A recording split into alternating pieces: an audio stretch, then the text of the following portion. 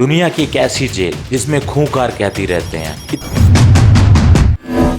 इतने खूंखार कैदी रहने के बावजूद भी उस जेल को आज तक कोई तोड़ नहीं पाया। उन कैदियों को कैदी नहीं कहा जा सकता, उन्हें शैतान कहा जा सकता है, क्योंकि उन्होंने लाखों लोगों का कत्लेआम किया है। दोस्तों, उनको इस जेल में इसलिए रखा गया क्योंकि वे हर दिन लाखों लोगों को मौत के घाट उतार रहे हैं। शुजात Q3 चैनल में आपका स्वागत है। दोस्तों, दुनिया में वैसे तो बहुत जेलें हैं और उनमें कुछ जेलें थाईलैंड, फिलीपींस और हमारे देश में भी एक तिहाड़ जेल है जो दुनिया की 5वें नंबर पर आती है, जहां खूंखार कैदियों को रखा जाता है और हर तरह की हाईटेक सिक्योरिटी रखी जाती है और इन कैदियों को अलग अलग तरह की प्रताड़ना भी दी जाती है। दुनिया में एक ऐसी जेल भी है जिसको आज तक ना तो कोई कैदी तोड़ सका है, ना ही तोड़ सकेगा। उस जेल में इतनी सिक्योरिटी है कि कोई भी कैदी उसको तोड़ने के बारे में सोचता तक नहीं है। दोस्तों, वह जेल है अल सल्वाडोर की जेल, जिसको हम सी कोर्ट कहते हैं। दोस्तों, उस जेल में 40,000 तक कैदी की क्षमता है और वह 410 एकड़ में बनी है।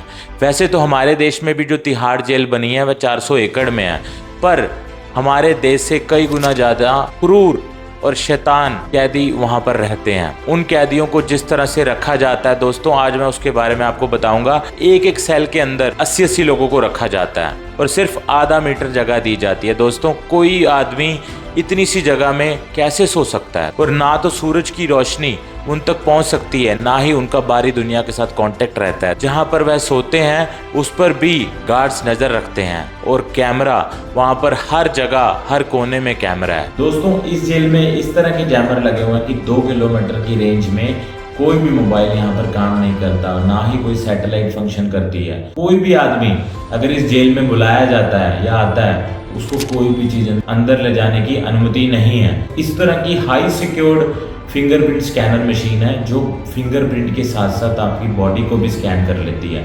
इस तरह के क्रिमिनल्स अपने शरीर के अंदर एरिया में अपने जो इंटरनल ऑर्गन्स हैं उनमें भी किसी तरह की नुकीली चीज छुपा सकते हैं, तो इसी कारण उनकी फुल बॉडी को स्कैन किया जाता है। इस जेल में इतने दरवाजे हैं दोस्तों, कोई अगर कैदी भागना भी चाहता है तो इन दरवाजों में ही उलझ के रह जाएगा और हर दरवाजे पर फिंगरप्रिंट स्कैनर है जो सिर्फ वहाँ के जेलर और कुछ पुलिस वालों के ही फिंगरप्रिंट से खुलता है। इस तरह की हाईटेक सिक्योरिटी जेल है कि कोई भी आदमी सिर्फ आधे घंटे के लिए भी ओझल होगा तो उसके सेल में तफ्तीश शुरू हो जाती है। उनका हर दिन उनका चेकअप होता है और हर दिन उनके पास चीज़ों को देखा जाता है कि इन्होंने कोई हथियार तो नहीं रखा हुआ, कोई नुकीली चीज़ तो नहीं रखी गई। अल सल्वाडोर एक ऐसा देश है जिसकी आबादी 60 लाख है और उसका 2% लोग जो युवा हैं वो सब इस जेल में कैद हैं। वो क्यों कैद हैं? इस देश में जितने भी युवा हैं वह गैंग्स के साथ जुड़ जाते हैं क्योंकि गैंग से उन्हें रुतबा मिलता है और सबसे बड़ा गैंग यहाँ पे MS-18 और BS-3 है जो एक दूसरे के खून के प्यासे हैं और इसी खून के प्यासे होने के कारण इन्होंने लाखों लोगों को मौत के घाट उतारा है। और हर आदमी, जो भी एक नॉर्मल सा आदमी, जो नॉर्मल कैदी है वहाँ का, उसने भी 50 कत्ल किए। इनके चेहरे से ही शैतान दिखता है। इनके चेहरे पे इस तरह के टैटू हैं कि आंसू गिर रहे हैं। चेहरे पर इनके गैंग्स के निशान हैं, चेहरे पर हड्डियों के निशान है। दोस्तों, यह टैटू, हर कोई टैटू कुछ ना कुछ दर्शाता है। दोस्तों, जो आंसू गिरते हैं कि उसने हजारों लोगों को मौत के घाट उतारा है और जो इनके शरीर पर जो इनके गैंग का टैटू है वो इनकी वफादारी को दर्शाता है और इनके सर के ऊपर जैसे शैतान के सींग होते हैं उस तरह के शैतान के निशान है। जिस तरह से इनकी शैतानी शक्तियों का पता लगता है कि यह इनके अंदर इंसानियत मर चुकी है और यह किसी भी इंसान को 1 मिनट में, एक झटके में मार सकते हैं और आज भी वह कत्लेआम के लिए तैयार रहते हैं। इसीलिए उनको इस जेल में डाला गया है और ये 410 एकड़ की जेल 8 सेल्स में डिवाइड है और यहाँ पर जो कैदियों के साथ अलग अलग तरह की प्रताड़ना भी उनको दी जाती है। काफ़ी कैदियों को यह सज़ा महसूस भी होती है क्योंकि जो भी कैदी इस जेल में आता है उसका बाहर जाना बहुत मुश्किल है। दोस्तों, ऐसी कोई दुनिया की जेल नहीं है जिसमें एक कैदी आके वापस ना जाता हो जमानत पे, पर इस जेल में जो जाता है उसका वापस आना मुश्किल है। इन गैंग्स के कारण कुछ मासूम लोग भी जिन्होंने कोई कत्ल नहीं किया वो भी इस चीज़ का शिकार हो चुके हैं क्योंकि पुलिस को पॉलिटिकल सपोर्ट की वजह से वह किसी भी आदमी को शक के बिना पर उठा लेते हैं और इस जेल में डाल देते हैं और इनको हाथों और पैरों में मोटी मोटी हथकड़ियाँ पहनाई जाती हैं जब भी इनको एक जगह से दूसरे जगह लेके जाया जाता है तो इनको काफी सारे सिक्योरिटी गार्ड्स की नजर में रखा जाता है। यहाँ पे एनिमेशन रूम है इस जेल में, जहाँ पे दुनिया के हाईटेक एनिमेशंस रखे गए हैं, हर तरह की गन पड़ी है। दोस्तों, अगर कोई भी कैदी इस जेल को तोड़ने की कोशिश करता और जेल के रूल्स को नहीं मानता तो पुलिस वालों के पास, वहाँ के जेलर के पास ये परमिशन भी है, वह उनको गोली भी मार सकता है। और हर आदमी को मौत से डर लगता है, चाहे उसने कितने भी लोगों को मौत के घाट उतारा हो। अगर उसकी फैमिली से उसको दूर कर दिया जाए, उसको सूरज की रोशनी से दूर कर दिया जाए और उसको यह डर में हो कि जब भी वह निकलेगा तो उसको गोली से उड़ा दिया जाएगा, तो दोस्तों इस तरह की ज़िंदगी वैसे ही नर्क है। और इस तरह के नर्क में उनको रखा जाता है ताकि वह पश्चाताप कर सकें, क्योंकि उन्होंने हज़ारों लोगों का कत्लेआम किया है। और इस जेल के चारों तरफ बिजली के हाई टेंशन वायर रखे गए हैं ताकि कोई कैदी अगर टापने की कोशिश करता है तो भी वह मारा जाएगा। दोस्तों, बाहर की दुनिया में आप लोगों को लजीज खाने को मिलता है और कई जेलें ऐसे भी हैं जहां पैसे दे के लजीज खा सकते हो, पर इस जेल में ऐसी कोई सुविधा नहीं है। और हर दिन एक ही तरह का खाना दिया जाता है, कुछ चावल कुछ रोटी। वह भी इसलिए दिया जाता है ताकि वह अपना जीवन जी सकें।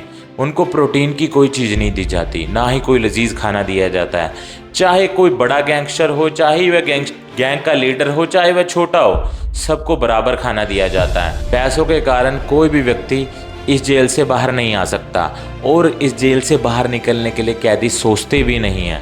अगर कोई कैदी वहाँ के रूल को तोड़ता है तो वहाँ पर सबसे बड़ी सज़ा है आइसोलेशन सेल। आइसोलेशन का मतलब होता है अकेलापन। दोस्तों, वहाँ पर ना तो सूरज की रोशनी आती है, ना कोई किताब होती, ना आप किसी से बात कर सकते। बाकी सेल में 80 लोग हैं, एक दूसरे के दुश्मन होने के बावजूद भी एक दूसरे के साथ काफ़ी सालों से रहते हुए भी एक दूसरे के साथ मिलजुल कर रहते हैं, पर इस आइसोलेशन सेल में उन्हें अकेला रहना पड़ता है।